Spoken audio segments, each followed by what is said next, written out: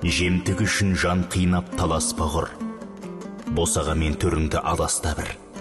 Адамзатта болмаған алтын заман келе жатыр Алладан алаш қабыл. Сұм мен қуды шулатқан дабырымен сұрайды Алла тұрғызып қабірінен. Алашты да сынаған қыл көпірде аман шықты одан да ол сабырмен. Тәңірі деген ілтифат базнаңа, бұл Құдайдың жасаған назғана. Жерге сіңген көз жас пен маңдай терің жер астында айналған қазынаға.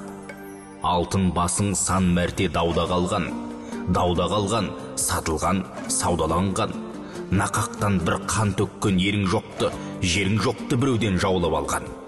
Көк бөрінің сенде көк байрақ едің, мен де сенде бұлбұлдай сайрап едім.